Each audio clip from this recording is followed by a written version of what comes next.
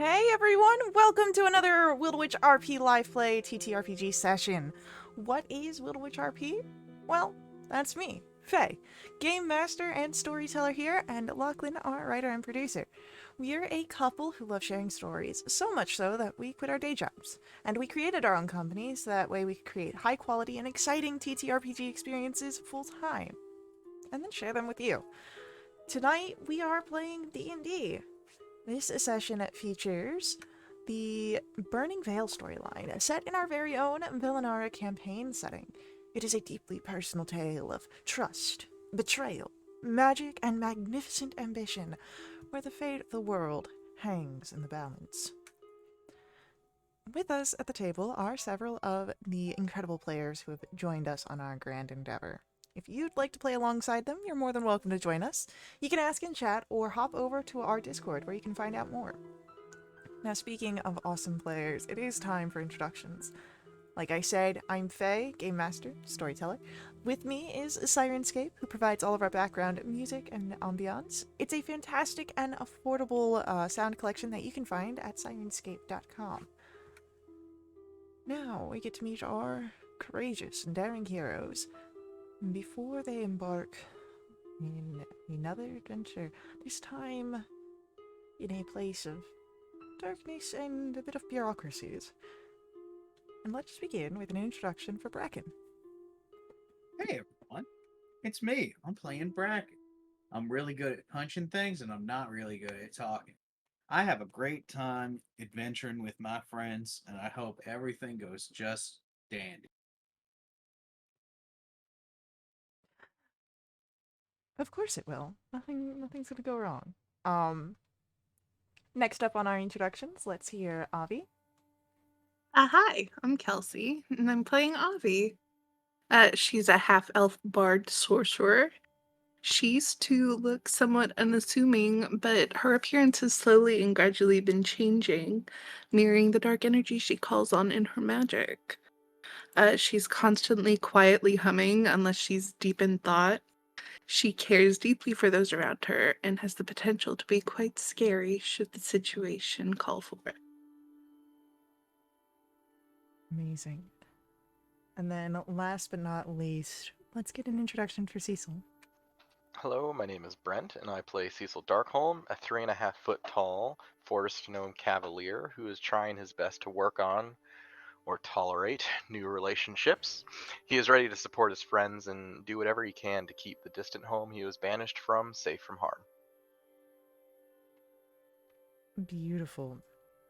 So, I think with that, we are ready to dive into our story, into our session. And we begin in Gloomnoir. You have come to Vale d'Umbra, particularly to Gloomnoir, to find out more about the vision Zephyriel had, to continue on this path that it seems Thaleros is working on from beyond the Veils. You've set yourself up in the, what was it, Ravenmere?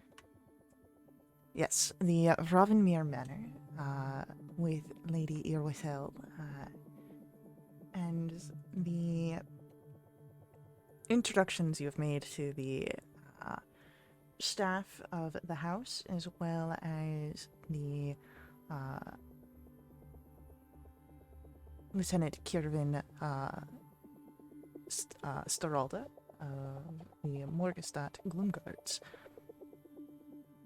But currently, as we pick up, you are outside the Cathedral of Jazirian, as you have found the Scriptorium Umbranari. You had about a glimpse inside before you were asked to step out by one of the spirits, and then advisors came out to speak to you, or administrators. You have Bennett, a elven man, his long flowing black hair and scholarly ensemble, a bit of a witty attitude. And Emily, an undead human, silver streaked hair, neatly pulled back into a bun, everything pristine. She seems to be a little bit more hard set upon the rules. And we left off with you all trying to figure a way to get into the scriptorium. So, how are we going to pick up your attempts?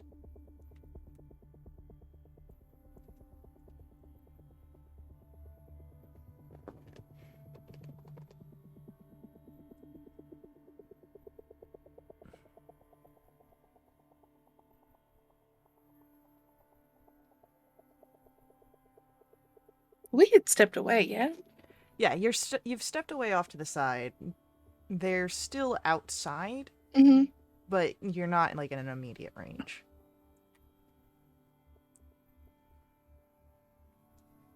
Like, you can move offwards Mhm. out to the actual cathedral itself if you want to get away from any sort of visual perceptions, but you had just asked to like step away to talk. Right, yeah. I think I got this. And I'll turn back and walk back to the advisors.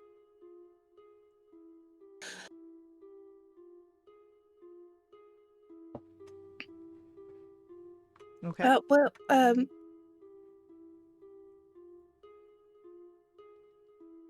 if you would, we really only need like a few minutes to look around, get our work done, and I mean, sooner we get our work done, you can get your work done, and that's beneficial for everyone, isn't it?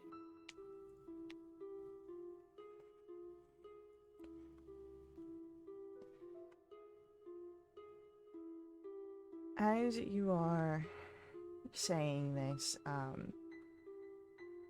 Emily, the more stickler of the two of them, absolutely not. Make an exception, and then what?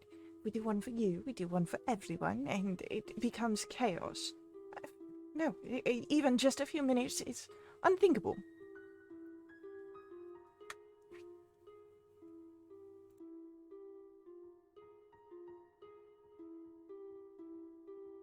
So, I mean, obviously, we don't want to make a scene going in, right? So, Well, I mean, it might be unthinkable, but I mean, it's not undoable now, is it? I mean, for sure. We can definitely. Look, you and I both know that this group is well known for the trouble they can cause. But, you know, sadly, it's not a dial, it's a switch. It's either on or it's off. And when it's on, who boy is it on? Now, we just got here. Uh-huh. And I don't think punching people at a temple is the best way to start being here. Right, and who said anything about punching somebody? Well, that's what I said about causing trouble. This is a cathedral. I'm trying to talk our way in. What are you doing? Oh, I was talking to you guys. Whoops. I walked up to the door. Oh man, this is crazy. Disregard what I'm saying, y'all. Hey, you guys right here, y'all looking great. Y'all doing a great job. We just want to be friendly. Can Bracken roll for me a performance check to kind of cover up everything here? Absolutely, he can. Yeah. Dirt 20. I did mean everything I said. We can cause a lot of trouble, but we don't want to cause any here. Listen, any kind of trouble we cause is all in good fun. We've never, you know. Yeah. You can see where Emmerly, eyes wide, is looking around, off in the distance. Bennett has a bit of a smirk that he's trying to hide behind his hand. And go ahead, Avi.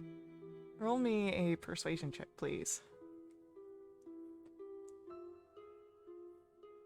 Oh, that's a 27. Okay. So what are you doing during all of this? Just a little shocked, but letting Avi do her thing. Okay. As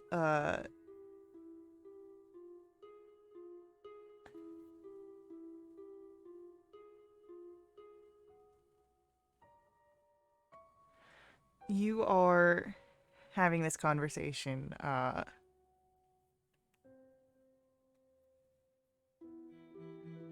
Emmerly is going to. Would you mind terribly stepping aside so we may confer some new details? She looks down to Bracken. Of course, anything you need. I'll step back. Close enough to overhear, though. What's up? Roll What's for. up? We are about to have a conversation that you are not invited to. Oh! Oh, well, okay then. And I'm just gonna step off, a little hurt, but I'm gonna keep strong chin, strong lower lip. Roll me a charisma check.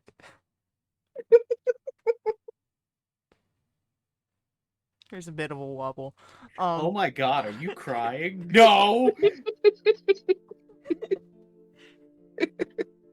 Katarib comes over, doesn't say anything, just offers like a rag. Shut up, man. I don't even think you actually have any of the NPCs except for Zephyriel and Ansel with you.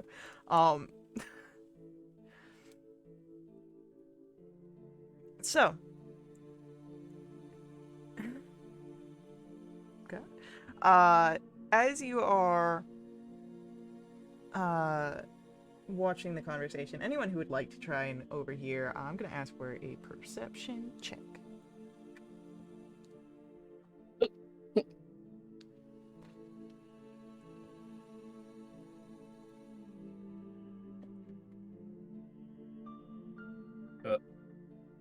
Oh no. Okay. Yeah, cool. Everything's fine. Bracken. Mm. What has your attention? Or what is preventing you from overhearing the conversation? I'm kind of watching the crowd and seeing what's going on there. I'm thinking, is Terry around? No, I'm pretty sure that you've got only Zephyriel and Ansel with you. You don't Fair. have a large group with you. I'm Currently. thinking about what Terry's up to. Terry So wouldn't be mean to me like that. She'd let me hang out for the conversation. as you think about Terry and how she would let you be part of the conversation, your eyes, there's not really much of a crowd in this portion of the temple. The scriptorium's in the shadow of two larger institutes, so there's really not much activity back here. So your mind begins to wander. Avi, what is distracting you with an 8? I think that I'm just kind of making it seem. I'm focusing more on trying to make it seem that I'm not trying to listen. Okay. Than actually listening. So, as you're trying to make it more inconspicuous, so that way, if you were caught, it doesn't look like you're being caught, you lose a part of the conversations. You can still hear that it's happening, and there's some exchanges back and forth. I'm really quite distinct in her presentations. And Cecil, with a 13, you can see that Emily is quite heated about something, waving, though trying to be very muted in her gesturings towards your group. She definitely feels a strong sense of emotion, or perhaps a strong sense of adherence to some sort of procedure. And while you can't quite overhear everything, you do see where Bennett is a little bit more, perhaps not in agreement with Emily. There's still a sort of small, soft smile on his face from the amusement of the earlier interaction. He seems a little laid back, curious. He's hearing out Emily, but perhaps more just for her benefit than anything.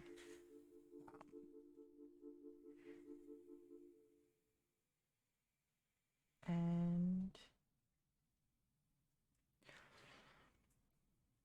as you're watching this, he catches your eye for just a brief glance and gives you a wink, Cecil. Conspiratorial, almost. Cecil narrows his eyes in confusion, mostly.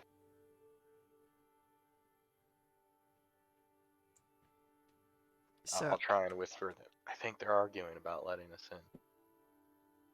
You don't say. I think Bennett wants us to go in, or at least doesn't want to stop us. Well, then that's good. He winked at me. Good for you, Cecil. Hang on. It wasn't. Well, I don't know. Thanks. you never can tell with them, the undead. They live a long... Well, their unlife is quite lengthy, or can be. Zephyriel starts going. While Zephyriel goes on a chain of how time affects the potentials for relations in individuals. There is, you see Emily moving off. She's keeping a distance from you all. Sends another glance in Bracken's direction before lifting her head a little higher and walking off. And you would look back, there's Bennett, and he's doing a quick nod of his head towards him in the door.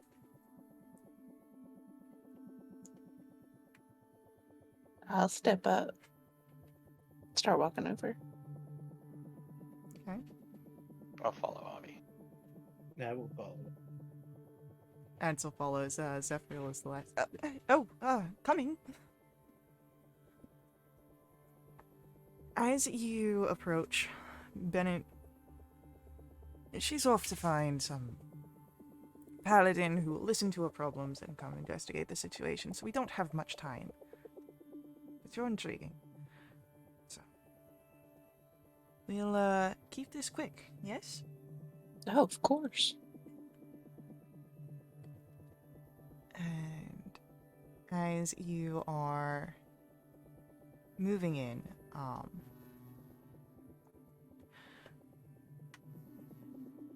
Bennett is quick to keep an eye on at the door as you each move in under his watch and the door closes. Yes, well, we need to be quite careful with who we allow. We've recently had a break-in, you see.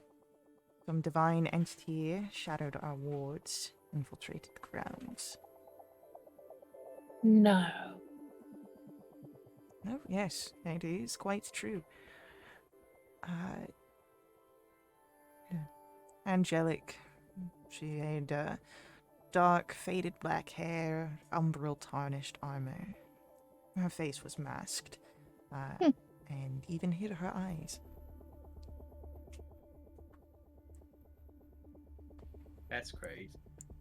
If anyone, That does sound wild. if anyone would like to roll a history check.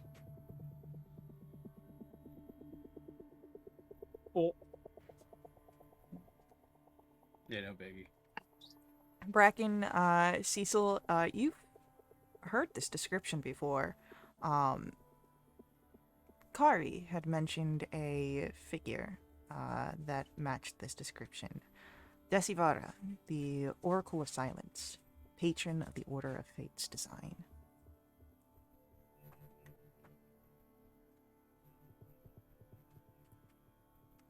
Bracken's gonna keep his mouth shut for this one for now. Yeah, I don't want to say anything in front of this guy. I ain't no snitch.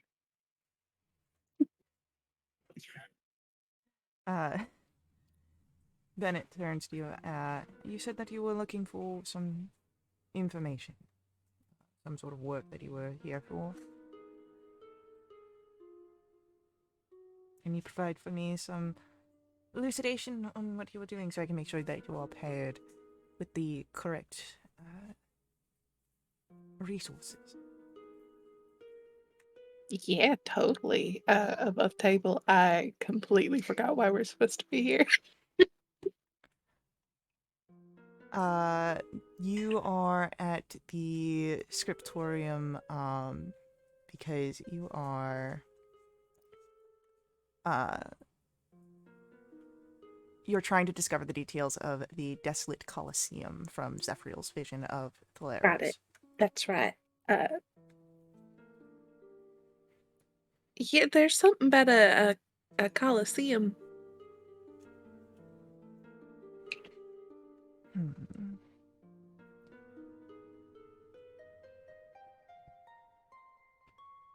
Then perhaps... Yes. Follow me. As Bennett leads you, does not take much time, you are presented towards a undead elf, much like himself, though you can see that her hair is quite longer, silver. Reminds you almost of the Magister of Vungar, with how it reaches down to the ground. Her eyes, violet, sparkle with ancient knowledge, and she gazes through lenses of very peculiar crystalline eyeglasses. May I present the Archmage Ilkrana Vuntanar.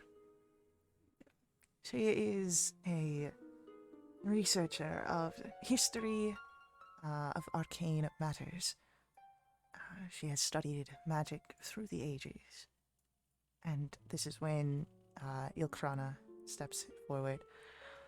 At least in the conversation, she stays where she is. Specifically, I have specialized in elemental magic.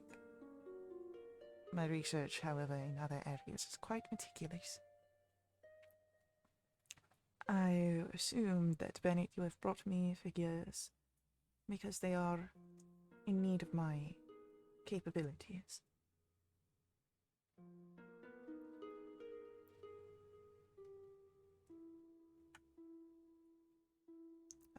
Yes. And at that point, her eyes turn off of Bennett to your group. What is your inquiry?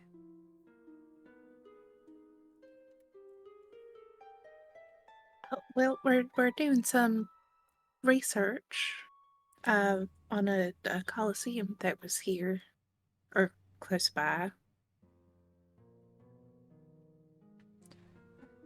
Colosseum.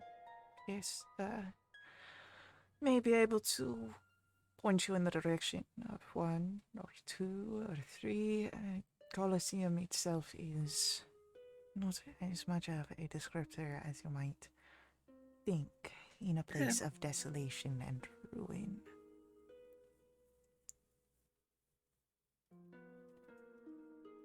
Is there any more specifics you would be willing to offer me?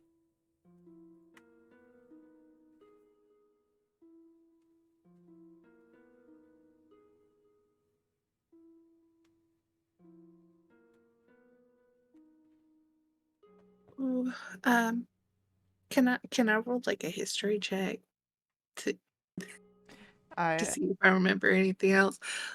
Yeah, I would say so.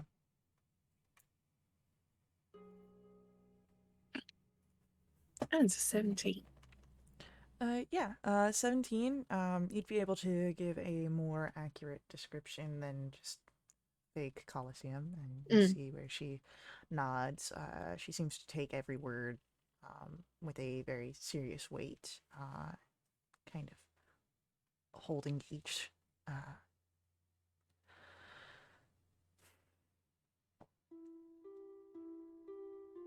Yes, I do believe that perhaps I can provide assistance.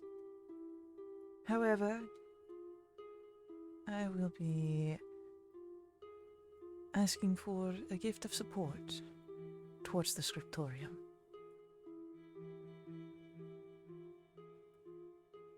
As in exchange for this service. Oh, of course, Anyone who would like to roll a history check here?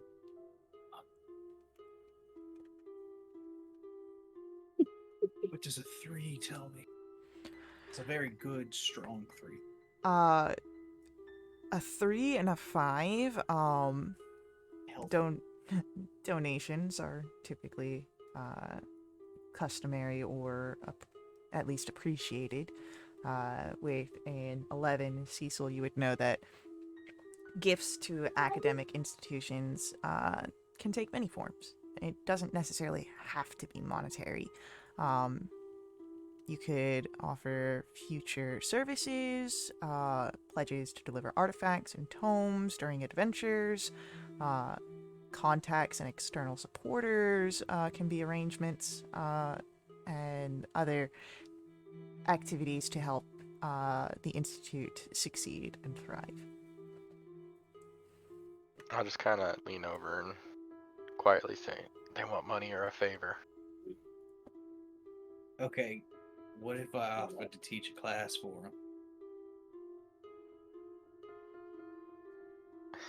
You can offer, but they'll probably want specific details on what you're going to be offering. I'm happy to give my time to teach some of your students. And what are your qualifications? I could teach Street Smarts 101 to make sure your kids don't get, when they're out and about, they don't get robbed or anything like that, and making them a little more, aware of their surroundings. Well, most of our figures are already quite learned in the world, as many people and residents of El Umbra are of Waking Dead. This guy got pockets. Are you attempting to rob a ancient elf? Yeah, go Not for right now. it. You don't see a pocket, but sure, this figure has to have one. I mean, he's got to have pockets, right? Yeah, she's been around forever. She needs a place to hold her things. I'll keep that in mind that this lady might have pockets.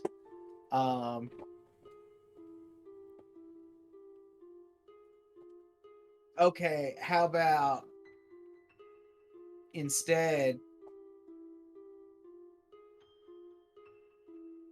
you can see the smoke coming out of Bracken's ears while he's thinking. He's kind of stalled out at the moment.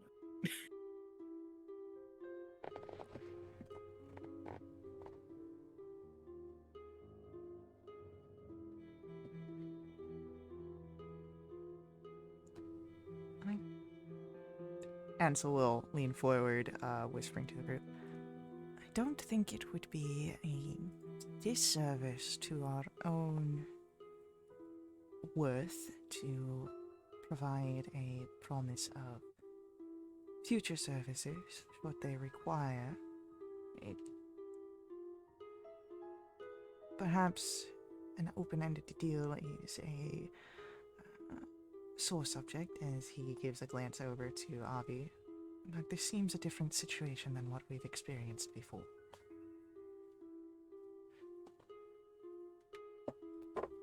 Yeah, if they've got what we need, then our skills are the best thing we have to offer to trade.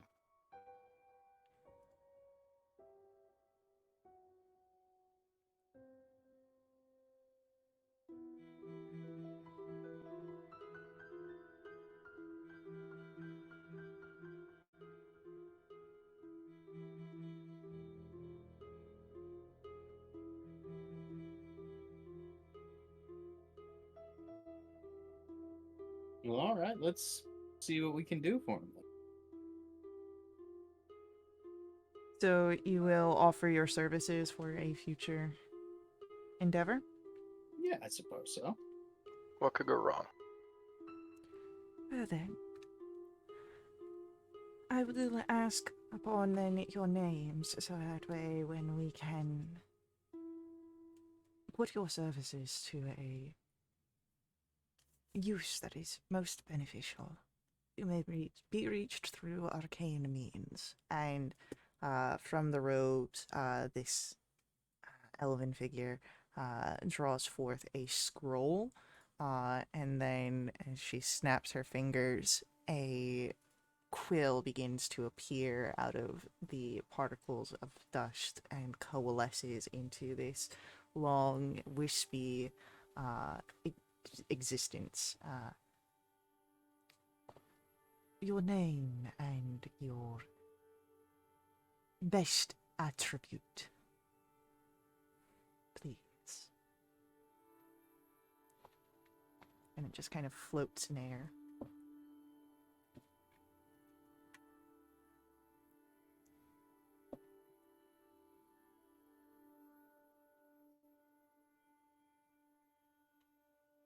Cecil will walk up and sign his name and sign next to it outdoorsy stuff.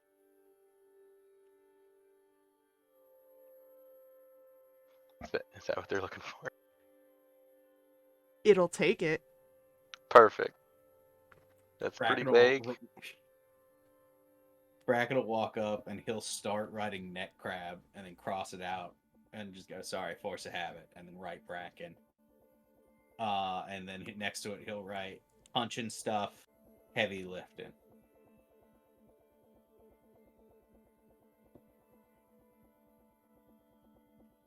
You would see Ansel as he approaches. Ansel Cornson, healer. And then, as an afterthought, researcher. Zephyriel would give a glance over to Avi.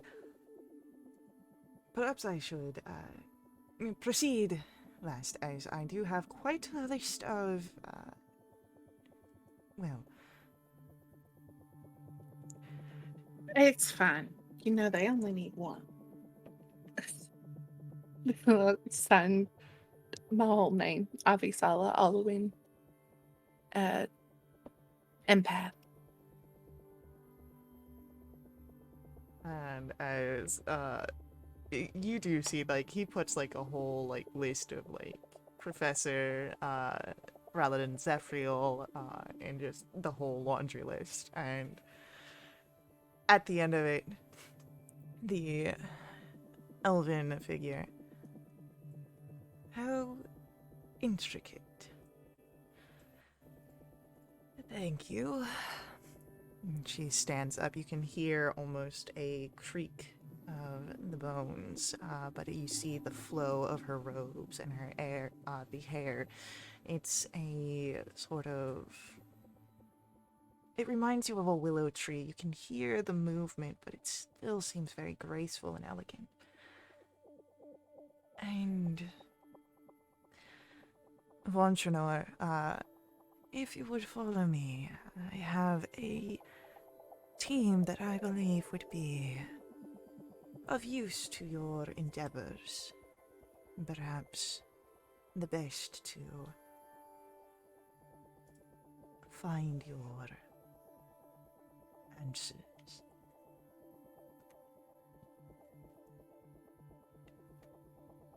you are led to a side room where you see three figures are present. The first, a grizzled human. You see weathered features, stout frame. Uh, he bears testament of a lifetime dedicated to pursuit of magical understanding, regardless of locale or environment. And as he is introduced, Master Mulbrin Vesk, a necromantic specialist. He is an authority of intersection of life and death here for the Umbra. The next figure you are introduced to, a graceful tiefling, skin radiant red, eyes shimmer like molten gold. A Lady Yoraxabis. And she extends her hand out. I am one who studies mysteries of abyssal magic, powers that are locked behind veils and in between the planes. I serve various magical communities in Gloomnawar and outside of Vale Umbra. And she shakes each of your hand. There is a sort of... It is a steady handshake, though she does keep it graceful and delicate. But she's unwavering. The last figure you meet is a hunched, wiry dwarf, long charcoal beard, twinkle of faded eyes. This is Professor Belgrun Grimsnapper. He looks up to you all. I am Professor Belgrun Grimsnapper. I expert in the deciphering ancient runes. I unlock the forgotten tombs and the secrets they hold. But I have passion for the history of politics in Vale Umbra, the various regimes that have handled the arcane arts. If you have any individuals of great influence that I have not yet looked into, I would be gracious if you pointed me in their direction.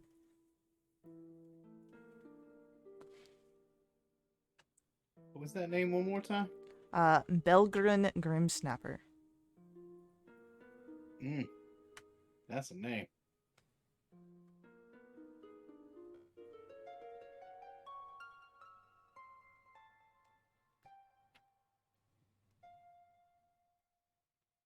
So, I can get those names for you in game room. Yes, please.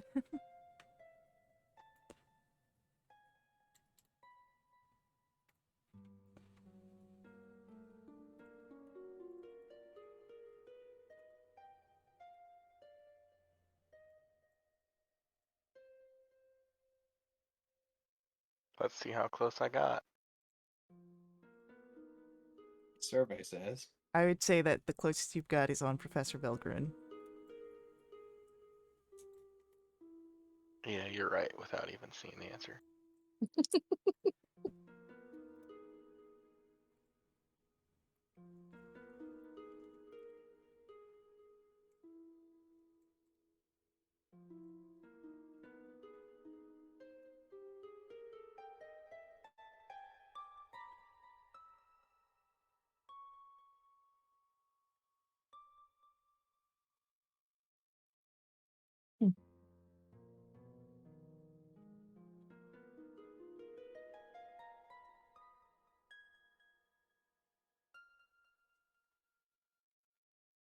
Cool. Hi, I'm Cecil. Looking forward to your help.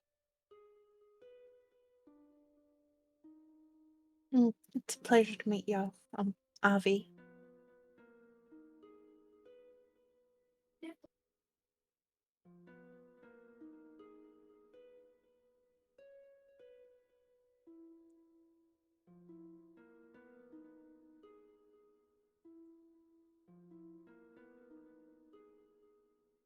things introductions are finished out,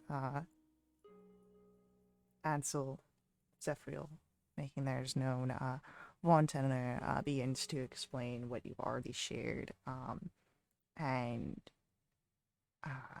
then turn to you all for any sort of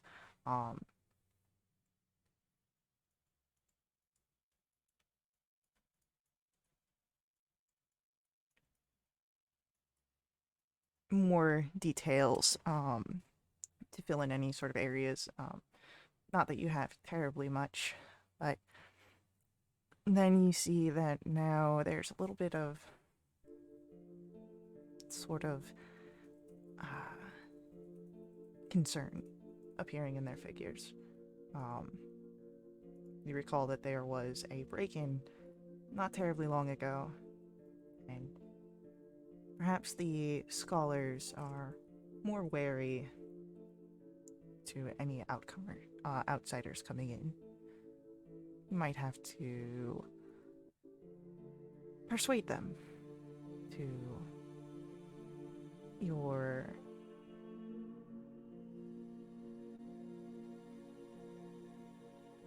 desire not to harm their endeavors.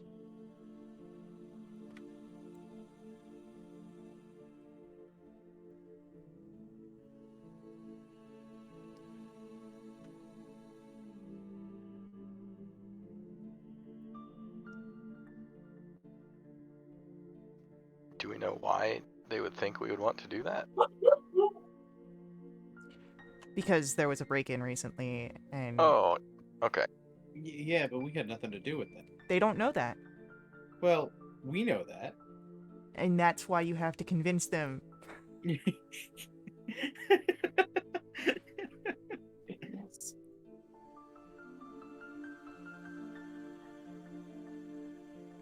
Yeah, hi. We're new here. We've never been here before.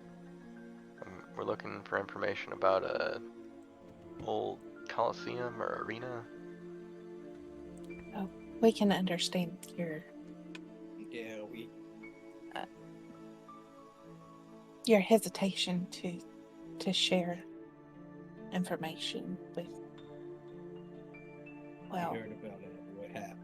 yeah. I don't know what we can do to assure you that you're not here to harm anyone. Firstly, I want a persuasion check from Cecil for the we've never been here before. That's a 12. Cool. Thank you. And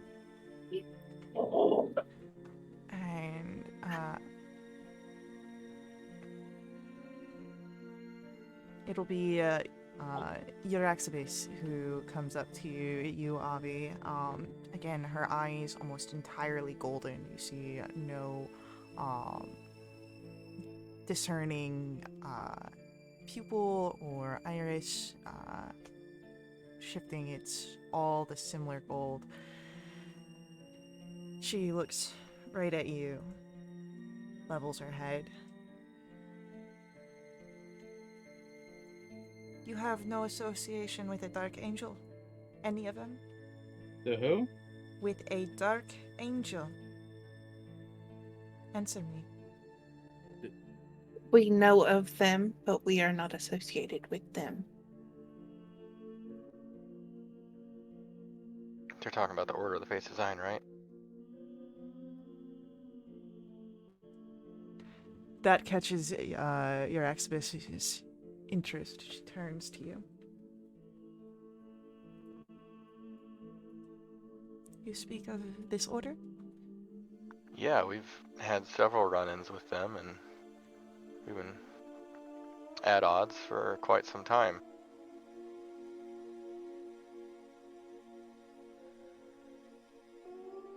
Persuasion check, make it at advantage, please.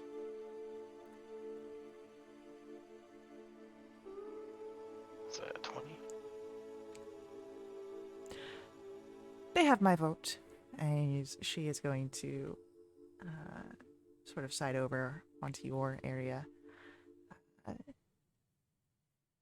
the Professor Belgren.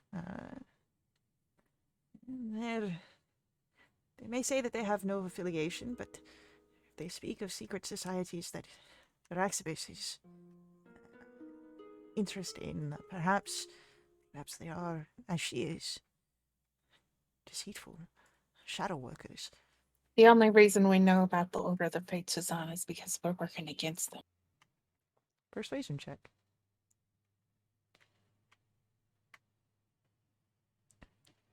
That's a 14.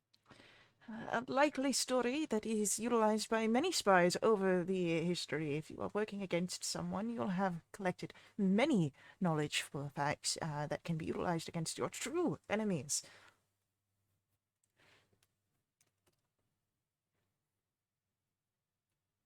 Seems that perhaps he is still a little on the fence, though not vehemently against you all, just a little bit more cautious.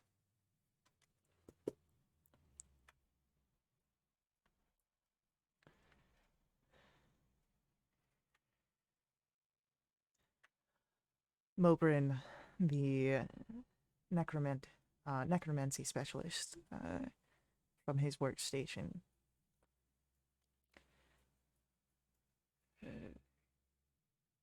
What was it that you offered? A favor. Hard workers. I respect that.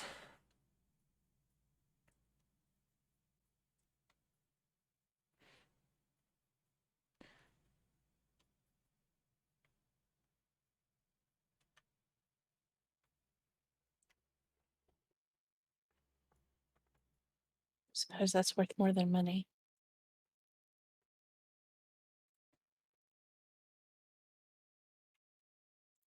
Money is good for a great deal of things, but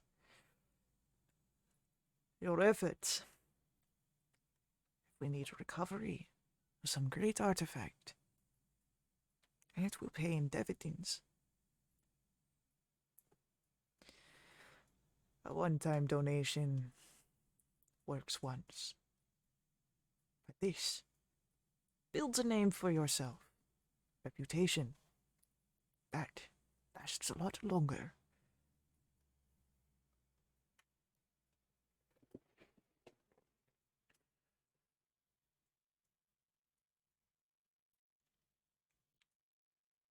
It seems that you have perhaps Mobrin and Euraxibus then both on your side, and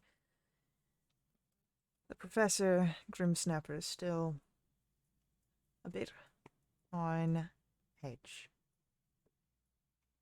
Any other attempts to try and quell his concerns? Readiness?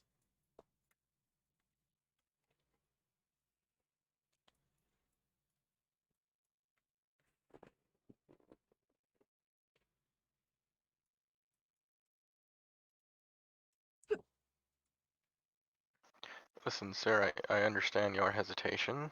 You know, we're strangers here, but can you use any magic to read my mind? I'll allow that. You'll find the truth. Roll a persuasion check, please. 18. Persuasive.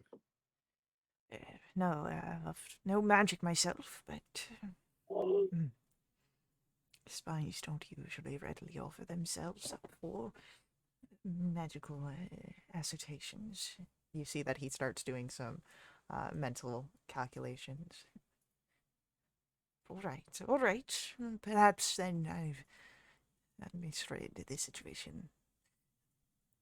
Caution. It can never come too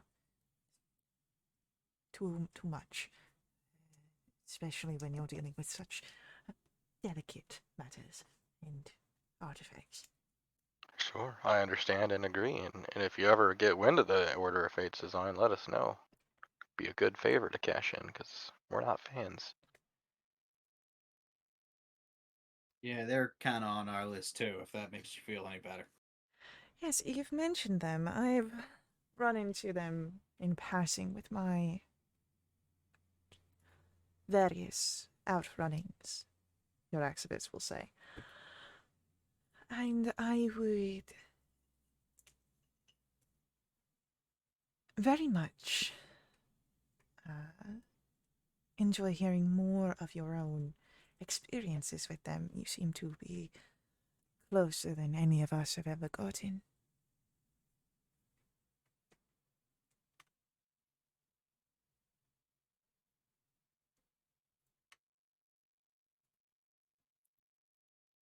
I'm sure that can be arranged. It comes from Mobrin. Putting information behind favors, it seems. Good evasion tactic.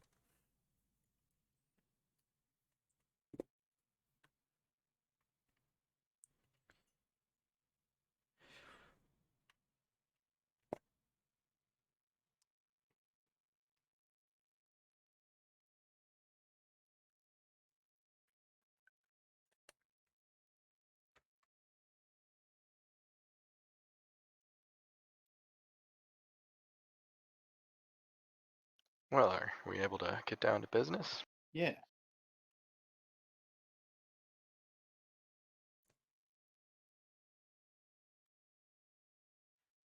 I suppose that someone is going to have to share the information between us. It has to come with a starting point, Mobrin would say.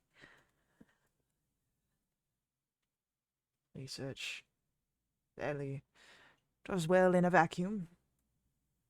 Gives a look over to you all. If you have any thoughts that come forth about Order of Fate's design, any names, people, anything specific, please do not hesitate to mention it. So we're all here working together.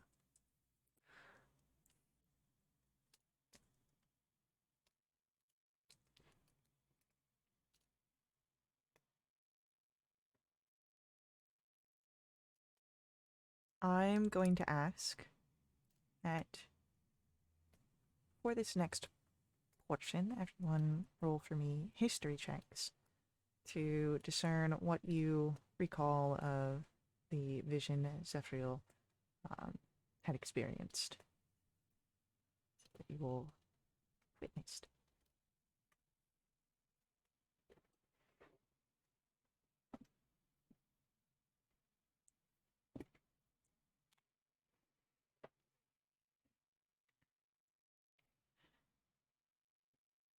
As you all go back and forth over the more particular details of this, there are efforts between the researchers to try and garner more information of the things that interest them, particularly in regards to the Order of Fate's design and individuals that are associated.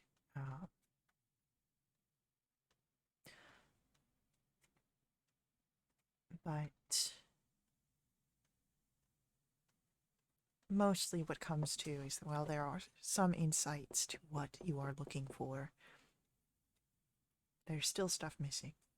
Puzzle pieces that aren't fully there. And Jiraxibis would say, well, that's an idea. And as she says this aloud, is where we're going to go to our first ad break. Oh. So, we will be back here very shortly to pick up with what idea your Axibis just had. And we will see where it leads. But before we head out, please stick around with us, hang out, chat, and let the ads run. Please don't mute them. Please don't leave us, or else we won't get credit. Ads are a huge part of how we can keep our games affordable. You could also directly support us by donating to my Ko-fi. We have a link for that on screen. Your donations not only help support us and provide caffeine for your GM, but also help unlock awesome perks for the entire community, benefiting everyone who plays with us for the next week. This includes double XP, double treasure, special companions, and even new quests. So, I love you all, and we will be right back.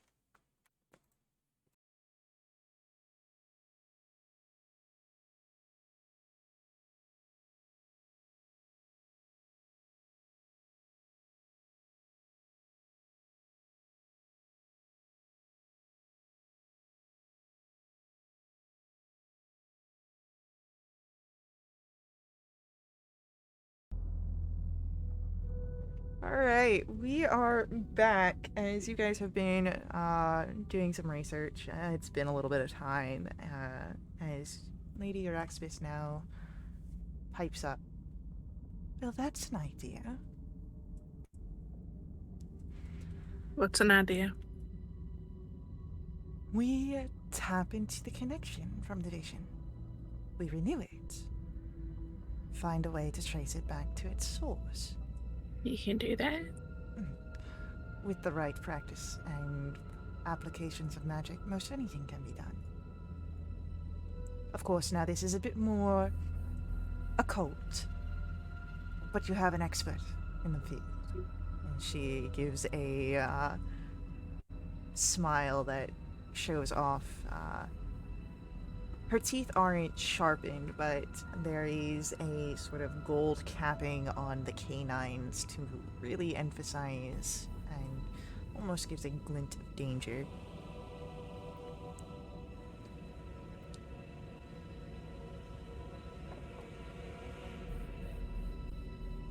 And if you are willing to try, we have some preparations to do. Sure. If that's comfortable with the professor. Oh, well, I've never quite had this experience before. It can't hurt more than a faked death. My goodness. That takes a lot of preparations and can be quite exhausting. As long Sure. as, you know, I've been through the visions and they themselves are taxing in their own manner, so I say if I've lived through it once, why not do it again? Though this would be the third time, I think, at this point. Right. That's just as many times as you faked your own death. Those were important events that needed to come to pass. Yep. We don't need to talk about this any further. Oh, we can talk about it later. I'll tell you what.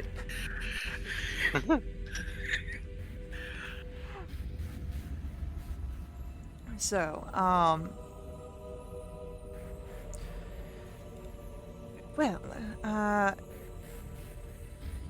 we will have to,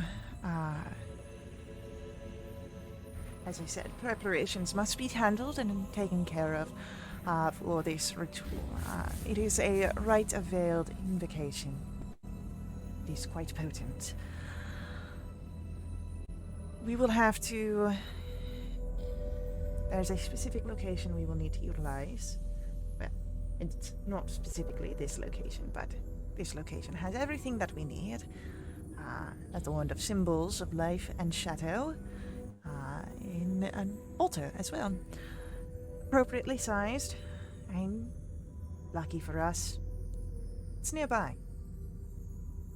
Unluckily for us, it is in the cathedral here adjacent to us, so we will need to get ourselves a ability to work there. Perhaps convince the acolytes. Then we will need a large mirror or another reflective surface, candles,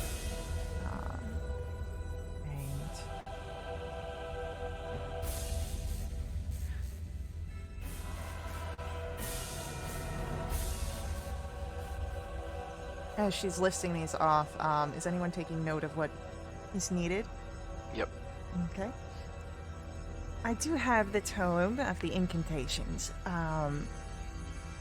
Though you will have to, of course, be bringing in your own verses. It helps create an anchor to the entity you are trying to reach, and then we will... Whew. Now that is going to be something. We'll need energy. This can be, of course, life energy, arcane capabilities. So soul ash would work as well.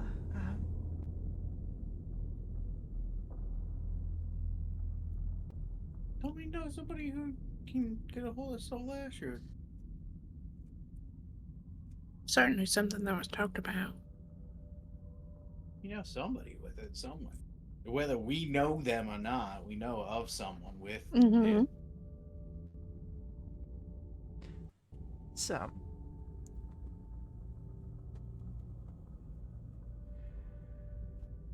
as you are given these,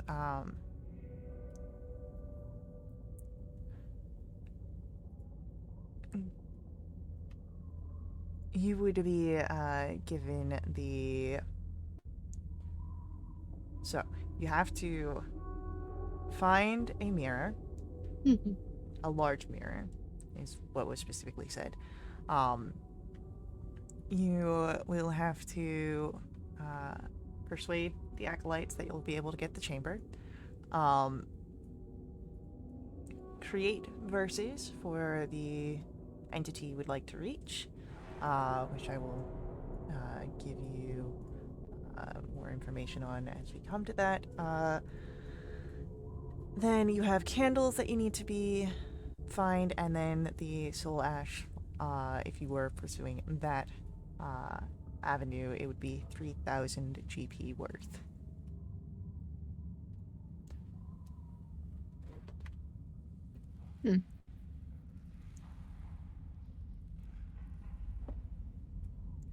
We could probably swing that, right? But how much gold do we have? I got 228. I have 838. I have 1481. Not quite there. Mm-mm. What about life energy? What's the option there? Mechanically, you would need to give up an accumulative 100 HP. Oh, So it doesn't have to come permanent? from... No, it's not from Okay. a single... It doesn't have to be from a single source, but 100 HP would be needed for life energy. Is there like Okay. a financing deal we can do where we pay in some and then a little bit of life, or The ritual requires these things and to be consumed at once. ah, well, let's think about the most logistical option Okay. here. How much HP does everybody have? I can give. I have 49. I can give 76. I can give 83 technically. Oh well, just me and Cecil can give 50 apiece and call it a day. Well, you would all have to give something. But you all are going to give something with your 2-line, but like, just that way you don't have to like. But you have that. And then there's also, of course, the spell, the arcane ability option. But I don't think know nothing you've about got- that. Yeah, think you've got enough casters magic's to really magic's for nerds. facilitate that. Oof. Avi, you're being called out. I really am. I don't know about all that magic mumbo jumbo. That seems like a whole bunch of. Whole bunch of what? It's fun. It's a whole bunch of hoo-ha and malarkey. Yeah, That's- that sure. Hoo-ha and Malaki has saved your existence more than a Hoo-ha. couple times. Bracken, should I remind you? Hey. Ansel will say. Just because it's happened doesn't mean I have to believe it. After everything that we've been through, and you talk about me like that. Look, well, nobody's ever really asked me about it. I don't really get the whole magic thing. All right, you know what? Is there a market nearby? I gotta go buy some candles. Yeah. So, I would say I'm go sorry ahead. we never roll had this conversation. I would say go ahead, roll an investigation check. As you head out into Gloomnor. Oh, that's a 5. Makes sense. I'm crying. Aw. I didn't mean it toward you. Bracken, you're really trying to look out for Avi here. Avi, you're really just trying to get yourself Trying to on. keep it together. Yeah, you're keeping yourself together here. As Cecil, you're looking around. You are closest to the internal areas, the Mausoleum District. These are a lot of large and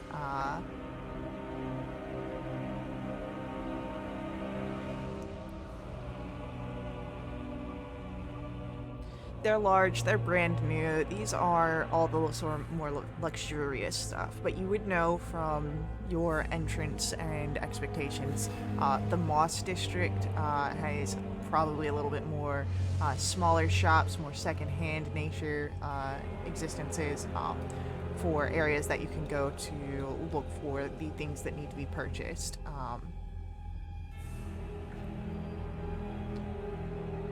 You also would have been made aware of, as you were leaving, for if you wanted to try and pursue Soul Ash, the Cathedral would probably be your best option to look at that avenue. But if you want to go for the Life Essence, of course, you got yourselves.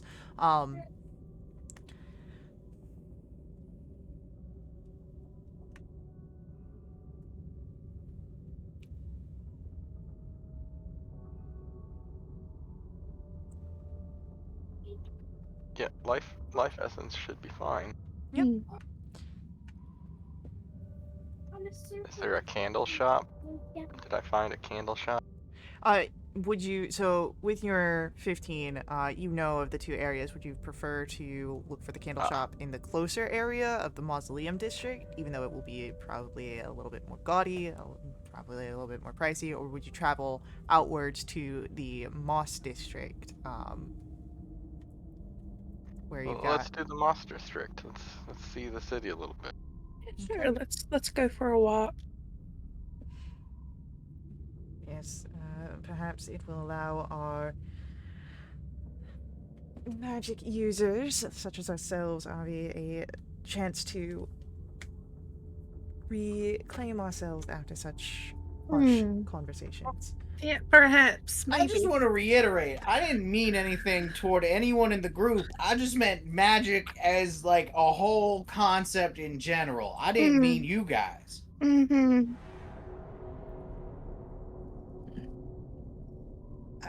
All right.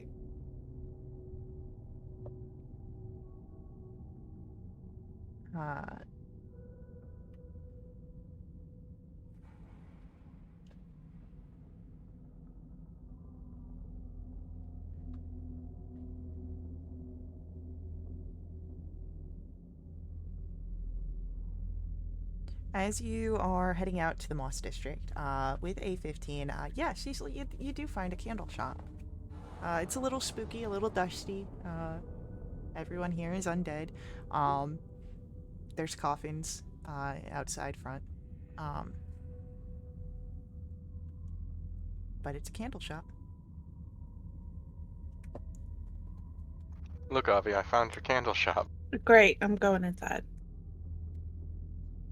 Yeah, you enter in, and there are candles of all sorts. Some are designed stout, others are packs of very simple, unadorned candles. Some have scents, others are somewhat used, others have a adjacent candle holder or candelabra. You've got options here. Okay. I mean, did she say how many candles we needed? Is there a specific, like, you need to have this much gold worth of candles? You needed to have candles for as if creating an inbound teleportation sequence. Let me look at a certain spell here. Mm-hmm.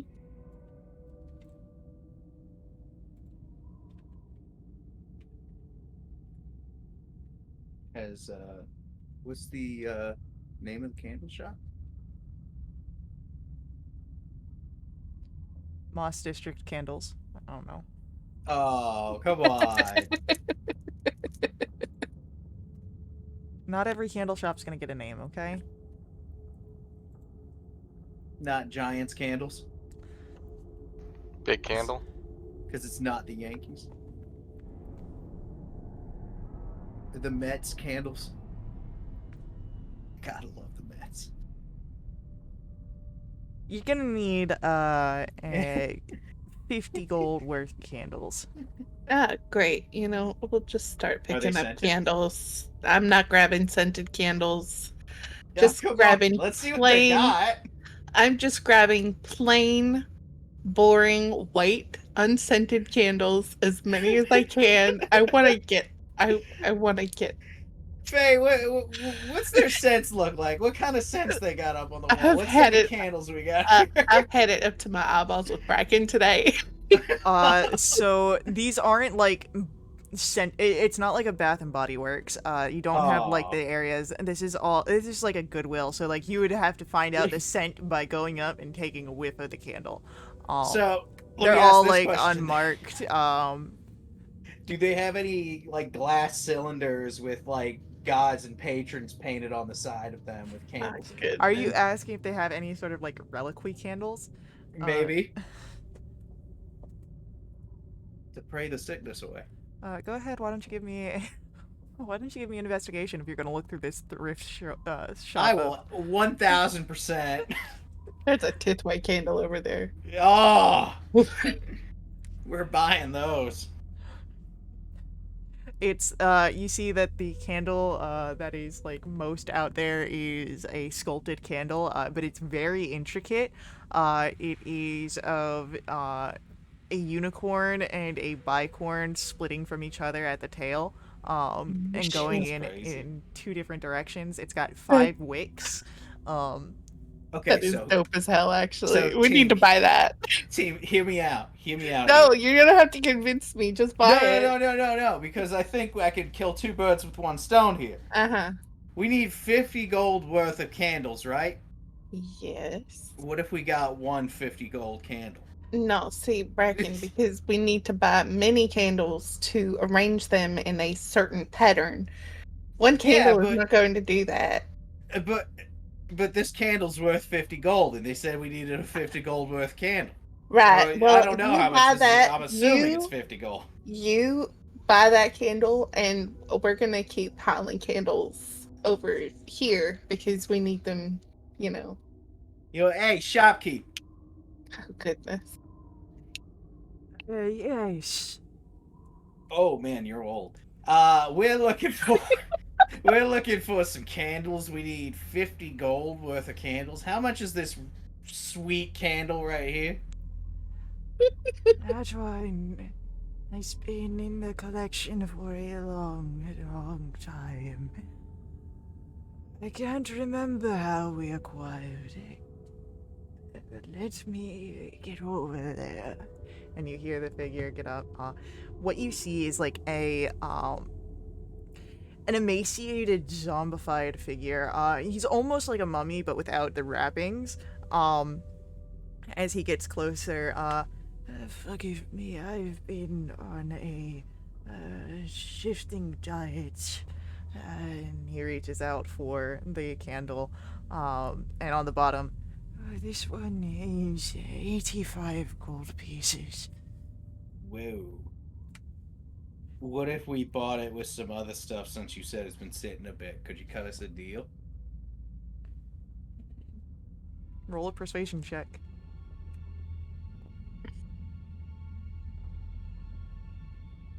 It's a healthy 6. A very strong, healthy 6. Well, it depends on what you'd be buying. We're buying candles.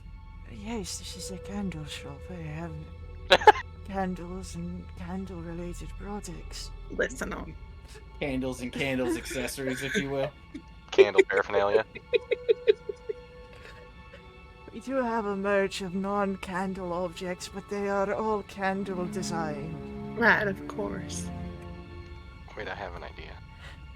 Is there a scented candle section?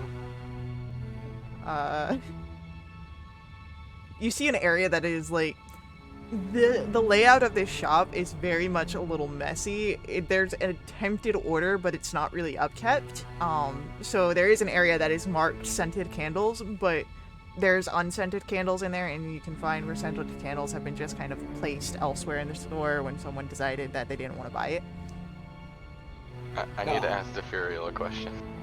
Sure. Zephyriel, Oh, yes. do most... Are the people here, the undead, do they have a sense of smell? I would assume that they do. I'm not sort of professional on the figures themselves of the proximal veils, just the sort of existence and the way that they function. But most of these people seem to function similar to ourselves, even though they are undead, in the way that the veil energies ebb and flow, the sort of death energy preserving them during their sleep cycles, though it's more of a stasis than a sleep. You said yes, right? He did say that, he said yes. Alright, that ruins my idea. Okay, Never mind, okay, continue. boss. I got one for you. Let me run this by. How much is a standard candle worth? It depends on the candle. Most of the A candles, standard white candle. I believe it's about a copper piece. We're buying 50 gold worth of copper candles. Do you have Hold on, I need to actually double 5,000? check. I actually have to double check here. We're buying. Wait a minute. It Wait is a actually minute. 1 copper. We're my buying goodness. what? What is the We're conversion rate buying on the that? whole store, apparently. 5,000. That's Well, it's that's like, if you are getting the wait a 1 minute. hour small adventuring candle. You're getting candles that are befitting for a ritual, which are going to be a little bit sturdier, a little bit stockier, and you're probably going to end up closer in the realm of about 30 candles total, rather than the little tiny itty bitty ones. Well, that's what I got in my What, head. tea lights? We're just doing a ritual of tea lights? I would say that while you guys are here, if anyone would like to roll a investigation in the store to find suitable candles, for your ritual. You mean other than the bitch and sweet tithway you tit candle that we found? It's not a ritual. It is absolutely a ritual candle, just not for the ritual you're thinking of. If you want to get the Tithway Utit candle, you can get that, but it is not specific for this ritual. Cecil, that's kind of all that you're really thinking about. But Bracken and Cecil, not Bracken and Cecil, Bracken and Avi, your efforts would be able to find a adequate amount. It's a mishmash of candles, but from what you need to gather, for the worth as well as the amount of candles, you find a suitable amount.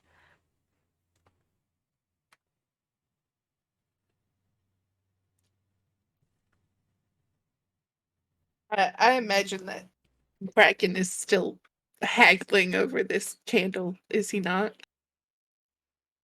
Well, I'm helping find the ritual candles, and Okay. then I will bundle it together and put the other one on top. Oh my goodness. Like a toddler asking for a chocolate bar after grocery shopping. It really is. Please. I guess that we're getting the unicorn candle. I guess we are. As the you see the figure, he takes out he takes out an abacus to start putting together the costs of everything. Well, this would be a total of 135 gold pieces. If you would like to bag it, I could put it into a bag for an extra 2 silver. How much was that unicorn candle? It is 85 gold.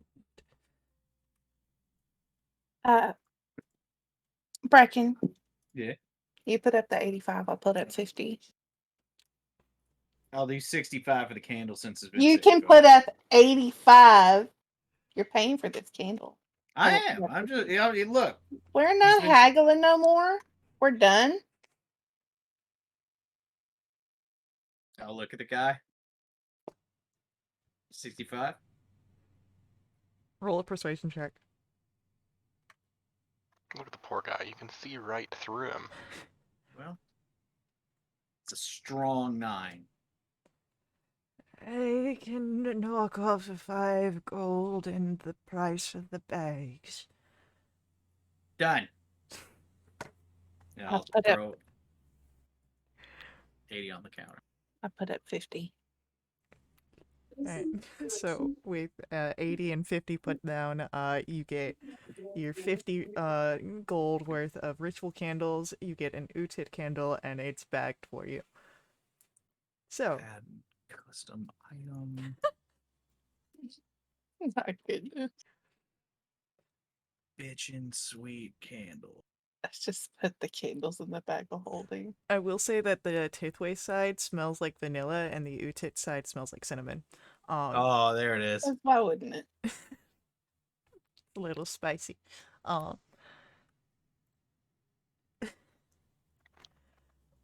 It's like pumpkin spice Tithway. It's a cinnamon roll, Tithway. What are you talking about? Because Tithway is a cinnamon roll. Tithway is straight up murdered a bandit. What are you talking about?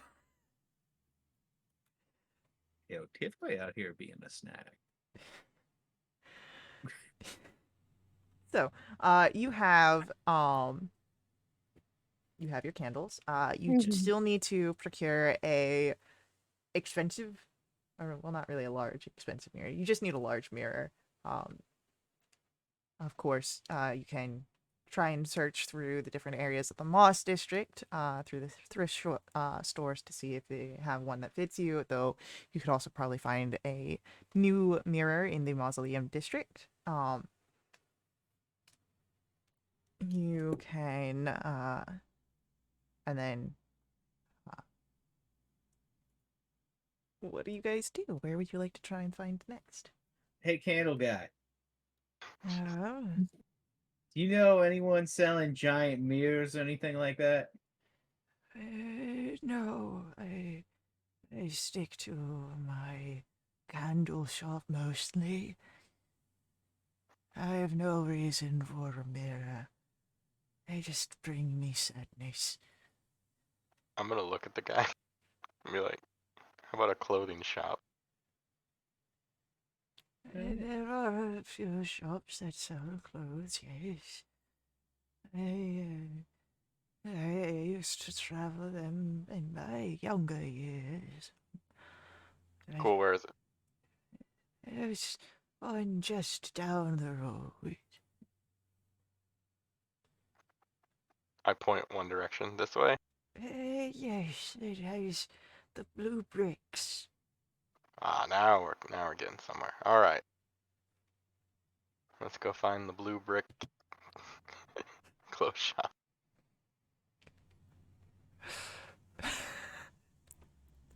Thanks, candle guy. Of course.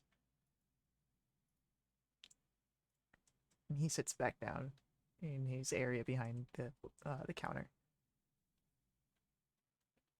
I have an idea of where this is going, and I just want to see how it'll play out. So as you make it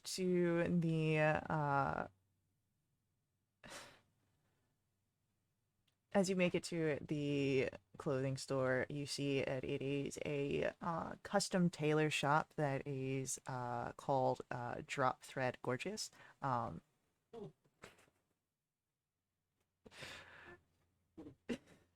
Stop laughing, Lachlan. You're gonna make me laugh. What do you guys do? I walk in. There's a little bell that dings as you enter in. I look around for someone working. Yeah, you as you walk in, the first thing that greets you is there's a greeter who is a skeleton dressed very nicely with a chalkboard that says hello. And then they take it, wipe it down, and ask, "Do you have an appointment?" No? Do you have a fitting room? Uh, Whiteboard. The chalkboard is erased. You hear this chalk. Fitting rooms for customers only. Oh, we're customers. You see the the chalkboard erased once more, and then, do you require an attendant?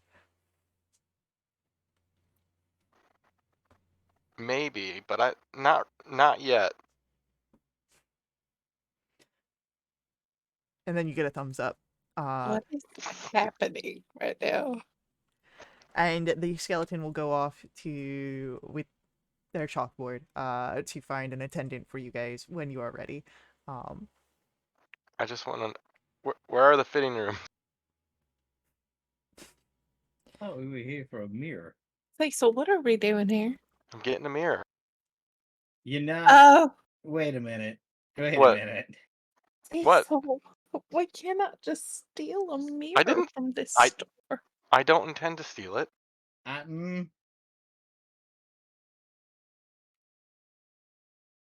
look at the skeleton. And just fitting rooms? Which direction? The skeleton's already left. Okay. I don't feel comfortable with this. I'm gonna go find a thrift shop. What? I walked He's back. just gonna shake his head at Cecil and be like, I thought you were better than this, man. What? As you're saying that, Zephyriel is looking at one of the pieces on display. This is actually quite nice. Oh my goodness. I'm gonna walk out the door, start walking. I'm looking for it. I'm gonna go over to Mummy's Wraps. That sounds great. My goodness. Oh my gosh, I wondered why he was giving me that look. Yeah, we're going right next door. I'm gonna shake my head at Cecil and I'm gonna go get a burrito. I'm looking for fitting room. Go ahead, give me an investigation check.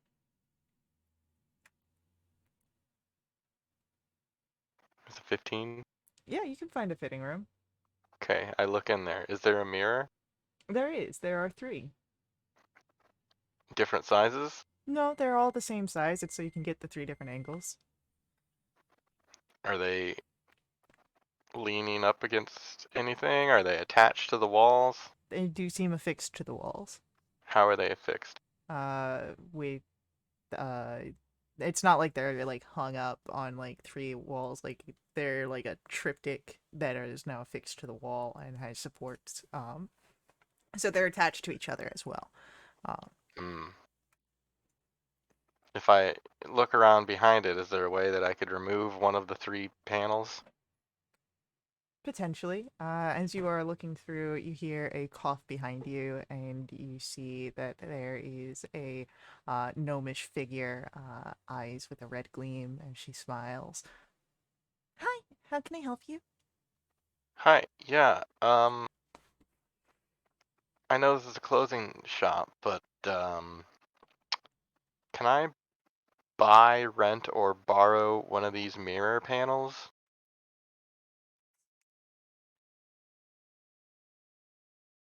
I don't see why not. Sweet. Can I get just one of them off, or does the whole thing fold up? Well, for something as unconventional as your request for our shop, we will have to do some sort of processing fees, typical stuff for Gloom Noir. How important is Right. this mirror? Oh, not very important at all. Can you roll me a deception check? Is it 2? You see, like, the hunger in her eyes, that red gleam, shine again. So, a mirror. Any mirror, or specifically one like this? As she steps in closer to the. The only attribute I really have to go off is big. Oh, this is quite suitable for what you're looking for. Yeah, it's 3 times our height. Is it for something? Someone? Uh, I won't yes. tell.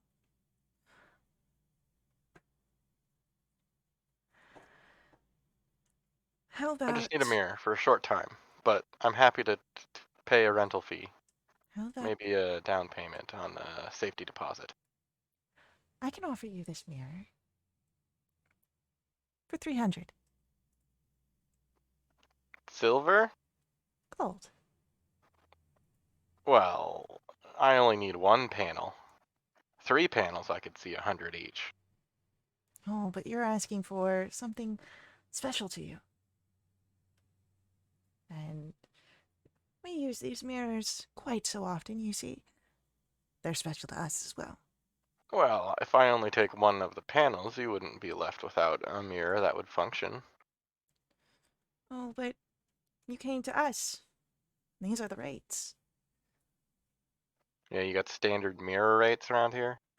If you were at a mirror shop, sure. You got mirror shops? You know where I can find one of those? Yeah, in the Mausoleum District. Cool, see ya. I walk There's up. you would see like the gleam in her eyes turn from a sort of gleeful hunt to a predatory glare as you walk out. It's fine. So As Cecil walks out, Brackett's next door. Yeah, let me get one with grilled chicken and carnitas. I'll get it with white rice, black beans. Let me get pico, corn, cheese. Double wrap it, and I'll take it to go. Is Zephyriel near me? Zephyriel would have been out in the front of the area, but as soon as everyone was leaving, he would have gone out as well. But yes. Would he have been near enough to hear? No, he didn't go Bracken's follow it. order? Yeah, he would be here to hear Bracken's order, yeah. Hey, Zephyriel, do they eat? I thought they ate like human or mortal meat. Oh, well, some of them do. That is why we have the rites of passage to keep away from the blood dens and make sure you know of the areas where there are carnivorous undead. Most undead just either they eat as they did in life, which doesn't really provide them much nutritional benefits. Others just don't eat. But there are plenty visitors like ourselves that do require nutrients, and so they do offer, though it is a limited selection of figures that are this. But there are people who inhabit Vale Umbra that are, of course, living inhabitants as well. So, You occasionally. said yes, right? He did say. I love that. It's like Zephyriel is someone who will talk forever. He's like Mumsig. It's the best. All right. What about this place? Does it say living people food anywhere? Mummy's Wraps will have a disclosure that they do not sell humanoid meat. So it is all morally safe to consume. Morally safe. Is there a written disclaimer? Yes. I'm gonna take that at face value and say nothing. Is Avi gone? Is she gone in another shop? I went to go find a thrift shop. Yeah. Yeah. I'm gonna say over the ring, hey, there's mirror shops in the Mausoleum District if we want to go there and we can't find anything. Bracken will Think walk I'm more- over with his burrito. I will say that as a theme for the Mummy's Wraps, all the tortilla wraps have like charcoal in them, so they turn black. I was gonna think instead of tinfoil wraps, it's cloth wraps. No, it's Ew. No, not that. no. Gosh, they're not heathens; they're just undead. But yeah, you've got a pretty good burrito. Hell yeah. Built to order. I'll join up with Cecil. Avi, go ahead. Mhm. Why don't you roll for me an investigation check for your thrift shopping? Yeah, okay. Oh, that's a 7. There's definitely a number of thrift shops down in the Moss District, but you're Mhm. not seeing any that have quite what you're looking for. Perhaps you're still a little affected by the mean magic words earlier. Well, it's not just that. Everybody seems distracted, and this is important, and nobody's doing what they're supposed to do. Whoa. Whoa. Um, Bracken's getting burritos, and Cecil's trying to steal from clothing I did stores. not try. I'm upset. I didn't see the haggling. you should have that gnome or that halfling. Was she? I know what she actually was, but she was very much going in for a kill. Um,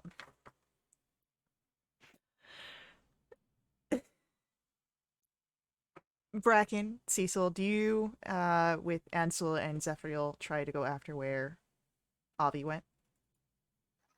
I said that thing over the ring, but I don't know where she is. Right.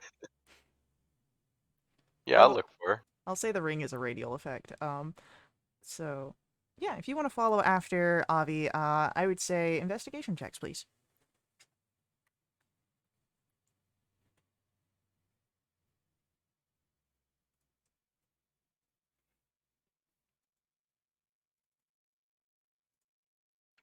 Cecil, you are easily able to find Avi, and as you begin to see her in the distance, catch up to her, I would say with an 18, you're also able to catch beyond the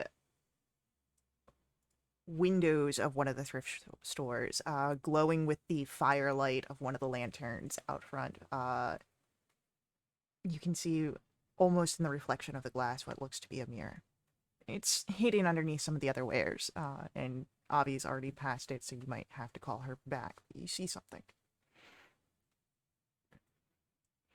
I'll say over the ring again. Hey, I got a mirror. I'll try and describe where I am. Past there already. It's right No, here. no. Yeah, all right. So, as you come back, you're able to sort of peer through, move some of the wares in the thrift store as you come across. It is a large mirror. It has a very sort of ornate frame. It was gilded once, but it is turned and tarnished over the time, probably diminishing some of its value. But the glass of it is still reflective.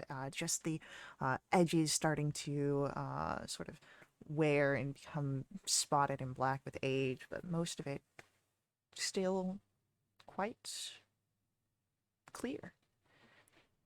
Big enough for what we need? It takes the two of you to pick up and carry, so probably. Oh, great. Let's take it up to the counter, see what we can do. So as you bring it up to the counter, the figure behind the desk seems a fairly lively sort for the place, covered in bright clothes, even though it is quite dismal in Vale d'Umbra. Oh, what a lovely piece you've got here. Is Oh, this going to isn't be it? it? It is. Can you believe we found this just covered in other stuff? Yeah, most people, they kind of see mirrors as very sort of superstitious stuff down here, with all the undead about. So Mm, tend to end up sort of piled behind everything. But sure. this is a beautiful craftsmanship. What are you thinking for the price? 50. Oh, 50 for this? That's real Mm-hmm. low. Well, it was covered with all of that stuff. I would say that we could go 125. 115. Give me a persuasion check. 50 is generous. If My it's in that. goodness. Look how dusty this thing is. You got a polishing fee in that 115? I could drop it to 120.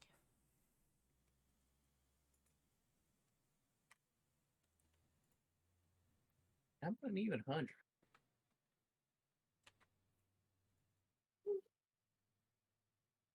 Roll I can persuasion. do.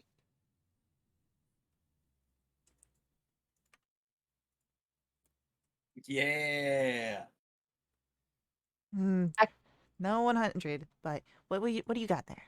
I can do 120. Perfect. Do you want this wrapped up? Yeah, probably would be best. Gotcha. And this figure begins to start wrapping it in different papers. Does so twice, just to make sure that it is fairly insulated. But after the passing of the coin, you have a mirror that needs two people to carry. You have all of the candles, and this is fairly everything that you needed to get outside of the area of the scriptorium. The other things that you would need to do are now um, procure the use of the chamber through the Cathedral of Desirian, as well as then writing the verses, which your activist had. She said she had more information for you on that, so. Is there a way to get this mirror in the bag of holding? I would say through magic anything is possible, so yes. All right. Well, let's get this thing in the bag of holding. So, it for a moment you're a little worried, because the bag is the bag, and you don't want to break it. Mhm. And then the mirror is also very large, but through sheer force of will and wonderment, and spatial understandings through arcane reasonings, the mirror fits into the bag. And it reminds you a little bit of having to carry the pieces of the salvation key with Carianthe back in the early days before everything seemed to get so out of control. Mm. But no thoughts to dwell on there. Well, it seems that we've got everything that was on our shopping list, Zephyriel says, as he counters all of you. You see that in his hands is his own burrito. Shall we be on our way? Place.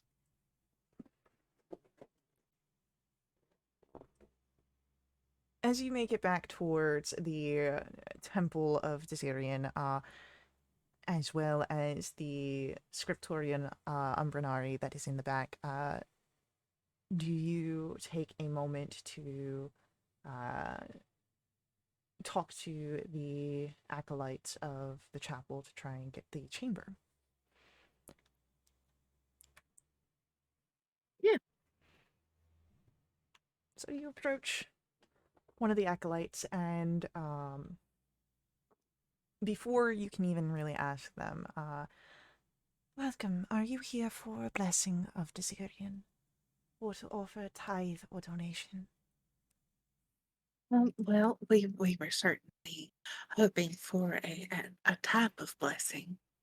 Uh, see, we're hoping to get a private chamber for some quiet prayer time. Just us. See, we're kind of a found family. Persuasion check, please. It's a 28. I'm sure that we can get you a private area. There are many alcoves off of the main sanctuary that are perfect for a bit of privacy in prayers. That would be just wonderful. Now, how would we go about acquiring one of those? Oh, well, if you are in need of a prayer, worshipping, I can currently lead you to one that is available. And the acolyte would turn to lead you. Now, you do recall that you need a specific one that they had talked about. W- Would was it described well enough that I would know it? Yeah, if I was in there? yeah, because you need a secluded chamber Mhm, that is adorned with symbols of both life and shadow. mhm, And the one that your Axibis had told you of was here in the area.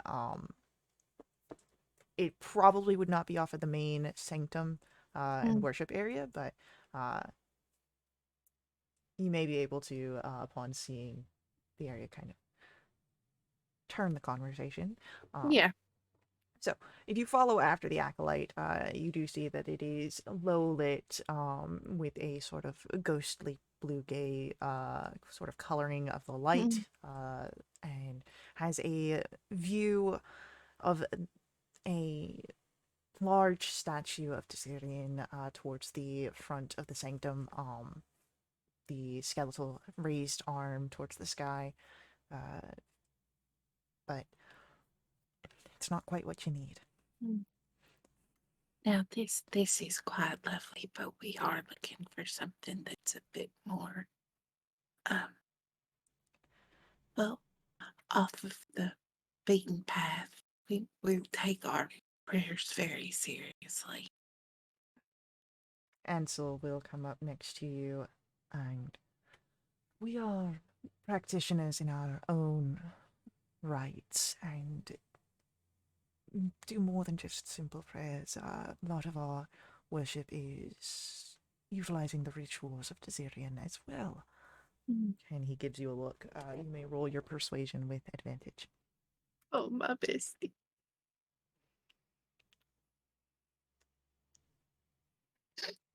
17. The acolyte nods.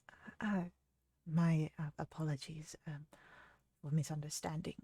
Uh, Such areas are they are not easily acquired for common figures, as they are, well, utilized by the temple most frequently, and rituals performed by outsiders can be a danger, not only to potential patrons that visit, but also to the physical establishment.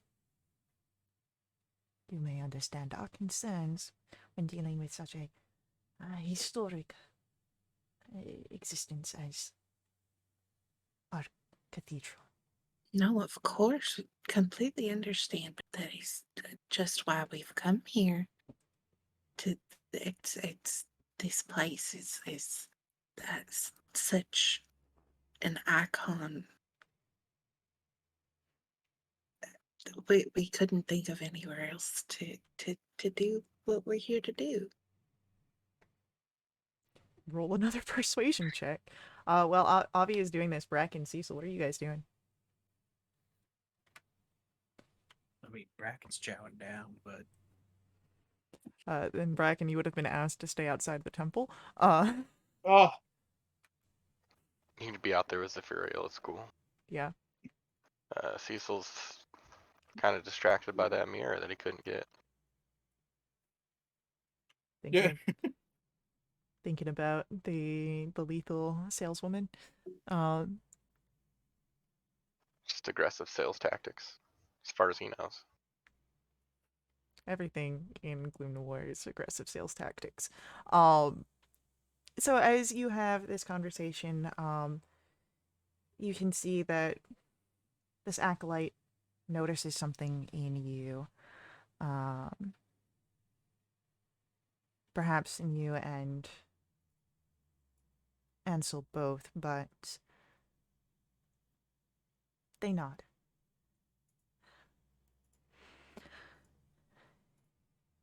I will prepare for you a chamber that will suit your needs. It will take a bit of time, perhaps an hour, for it to be properly cleansed. But I will prepare it. Oh, thank you so much for your understanding.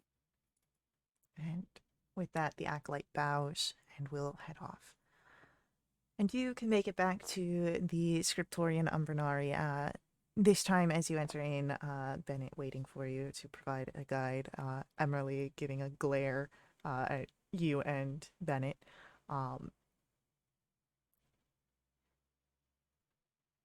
You make your way back. Your exhibit looks up and, oh, welcome back. And it is here, as you return, that we must take our second ad break. So, stick around with us. We will be right back to see how the ritual will progress and go forwards. Please hang out, chat, and stay for the ads. Don't mute them. Don't leave us, or we won't get credit. Ads are a huge part of how we keep our games affordable. You can also directly support us by donating to my Ko-fi, helping provide for my GM caffeine. It also helps unlock awesome perks for the whole community, benefiting everyone who plays. These perks include double XP, double treasure, special companions, as well as new quests. So, stick around. We'll be right back. We'll see you soon.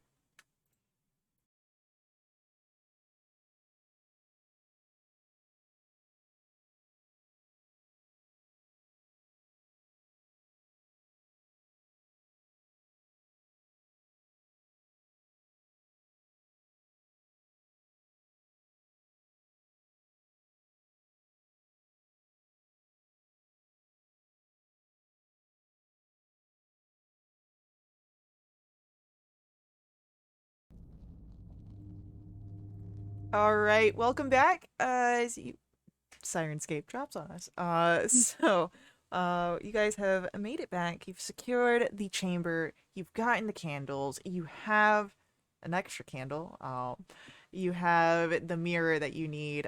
So you return back, and your exhibit. Welcome back. Have you completed some of the tasks? All of the tasks? Well, all of the ones that you could complete currently. Well, we got the candles, the mirror, we got the chamber. Excellent. As she moves upwards, the other two in the chamber still working away, your exhibit will present you all a table where you see that there is there are 3 sets of paper for you, as well as some for Ansel and Zephyriel. This will be the next part. You will have to create your verse. I believe you are trying to reach out to the Belarus figure of the visions, yes? Yeah, I think so. Your verse will need to be 2 lines that rhyme, A-B or AA structure. You need to include an element of your connection between yourselves and the entity. It doesn't have to be particularly close bonds, but a visual, a story, something. And please, use the ink that I have provided. It is a necessary component.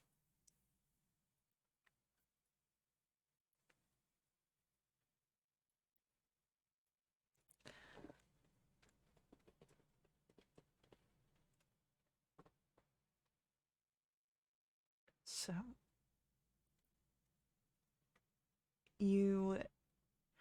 I will say that looking at our time, and knowing what is to come up next, you can say that you take care of this in the session and then work on it out of game to come up with your 2-line rhymes for the verses. And as you settle everything, so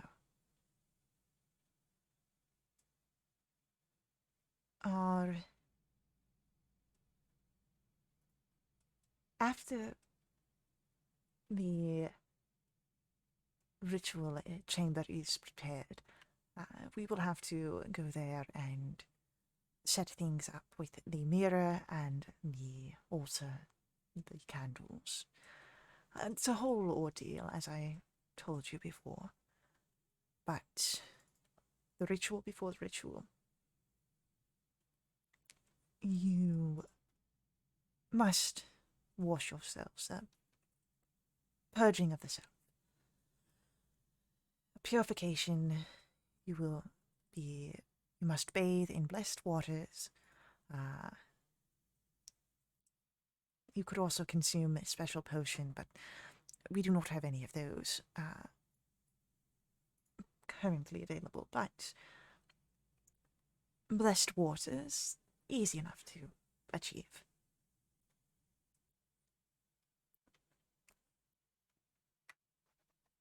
We should be able to manage that.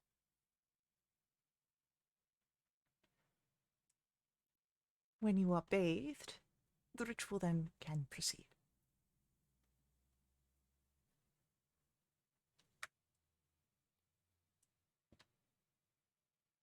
But, well, if you would prefer, however, the potion, I'm sure I can put together a list of herbs that are necessary, and perhaps the apothecaries in town have something, but it is bathing in the blessed waters would be easier. Sure, I'm sure our cleric friend here can bless some water for us. I could, actually, yes. Oh, wonderful. Well then, I will leave you all to prepare for the ritual on your terms. No need for that to be overseen by anyone. And I will head over to the chamber as soon as that is made ready and prepare ourselves. Is there anything else we should be prepared for in regards to the ritual?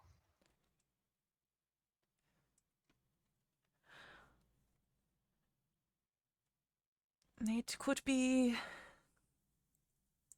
taxing on one's mental or spiritual existence, though I doubt that there will be any sort of unforeseen assailants.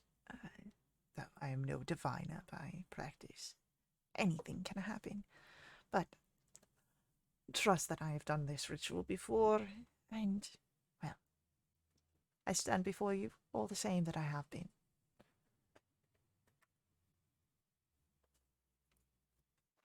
Cool. Wondrous. Now, please, off. The sooner that you partake in this preparation ritual, the sooner that our ritual can undergo, and the sooner that your knowledge comes to fruition and can aid us in our own endeavors, yes?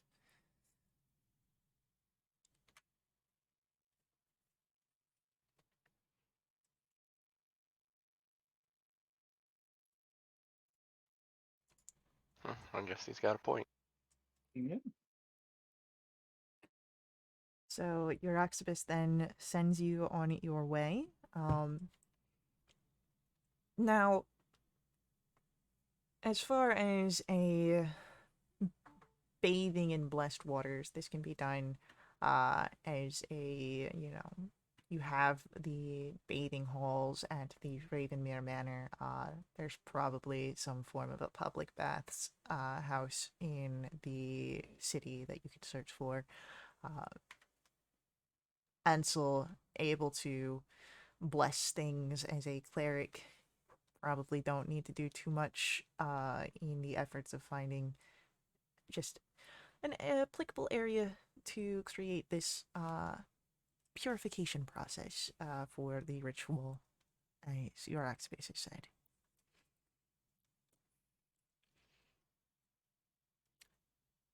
So, do you go for a more private approach, or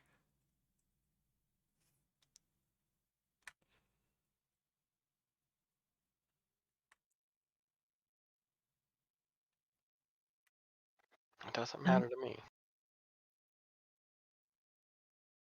I mean, if we're bathing, I would rather do it in private. Yep. Then let's head back to Ravenmere. I'm sure Irwithel understands, the arcane practices and rituals, and would see no issue with this. And a blessing really doesn't do much more than words, prayers.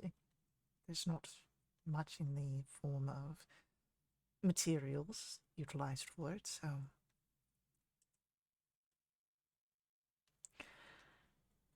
You make your way back then to Ravenmere Manor. Ravenmere, Ravenmere. Ravenmere, that's it. Words. You make your way back to the manor house, and it's easy enough to have the water drawn for baths, and in between each of your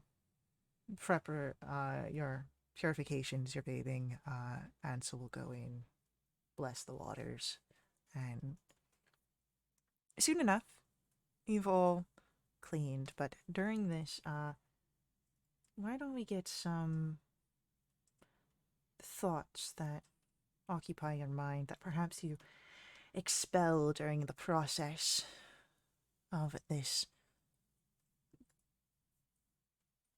purging of your sins, this cleaning of your body, your mind, your spirit. Bracken, Yeah. what's going through your mind as you go through this purification process and ritual? Bracken doesn't really get the whole thing. He doesn't really understand what's going on. Magic, again, magic's not really his thing.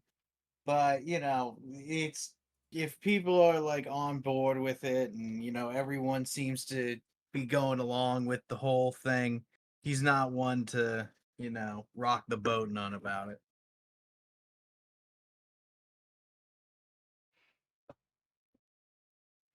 Okay. Cecil, what are your thoughts as you go through this process? What are you expelling or putting outward, purging from yourself?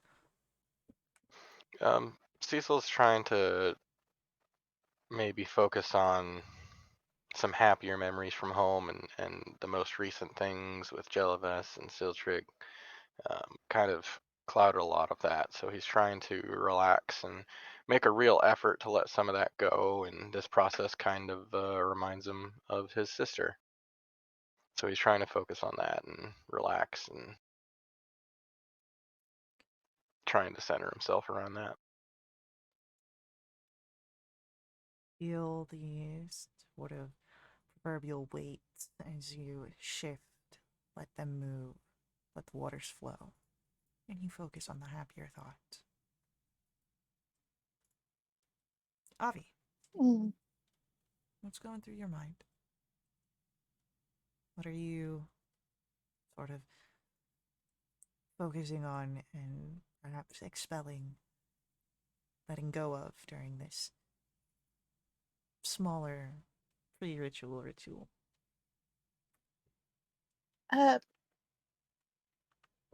Thinking back to the conversation I had with my father, where he told me that he had forgiven me um, for what happened, the things that I said, the things that I did. Um, but I'm not entirely sure that I've forgiven myself for it. It's kind of the point where my entire life turned upside down. So I'm focusing on trying to start to forgive myself.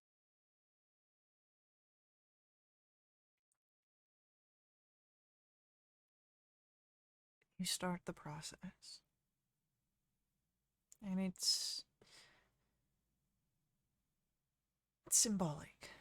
A clean slate, clean soul, cleaned person. Eventually, you each complete yourselves, Zephyriel, Ansel. And as you are dressed and readied, you make your way back to the cathedral. You are led by that very acolyte to the chamber. And as you come forward, you see that the scholars stand there, a candle unlit in their hands.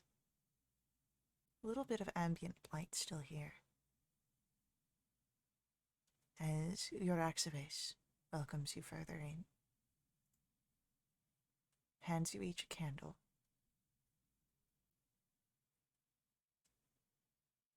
As I will conduct the ritual, unless you have a volunteer amongst yourselves.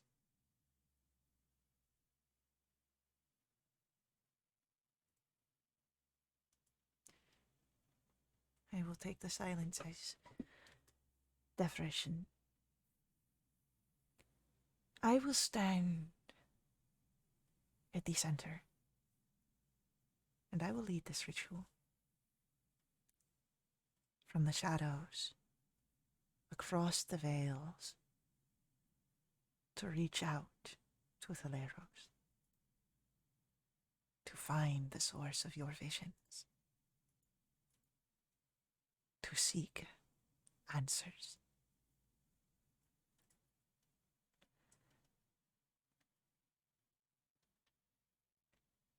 And before we begin our ritual, I think that's where we will stop this evening and pick up next week. So, I do want to say thank you to our players for playing. I hope you guys enjoyed this. Thank you to our viewers for viewing. I hope you all enjoyed this. I will see you guys in our next stream, but until then, head over to wildewitch.com, check us out there, join us in our Discord, and as always, may the ever-burning light forever guide your steps. Laters.